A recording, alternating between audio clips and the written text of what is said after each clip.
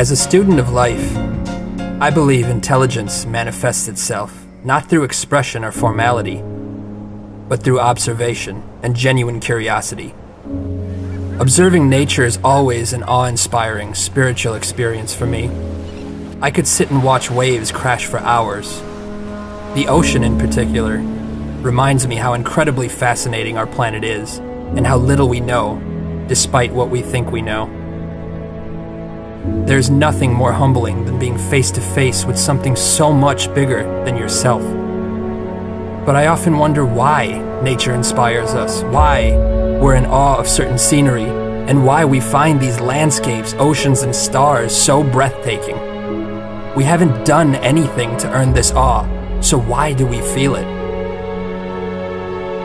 It is this very question that leads me to believe our most inspired state, then, is not one of accomplishment, but of humility. I think we naturally fall in love with places that prove how small we are, places that humble us with reminders that we have so much more to learn, so much more to grow, that we are part of something bigger than ourselves.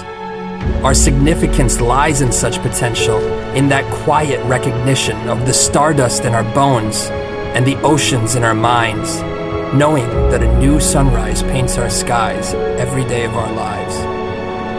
And by virtue of just being, by existing, nature gives us a free front row seat. It's like we've won the evolutionary lottery. That's why I find it perplexing that we live such misdirected, consumed lives. We could quite literally not exist at all. We could be nothing. We could be incapable of perceiving any of this. All of us are always just one unexpected phone call, one diagnosis, one broken heart, one newfound love, and one moment away from being completely different people with completely different priorities. Indeed, how frail we are, and yet how blessed we are. You see, those seemingly insignificant moments spent with nature remind you of what's important. They remind you that all we really have is our consciousness and each other. After all, what is life without either? I would say then that it matters little what we've achieved if those achievements are not also in service of others. The sense of purpose we feel when we give far outweighs what is derived from any achievement.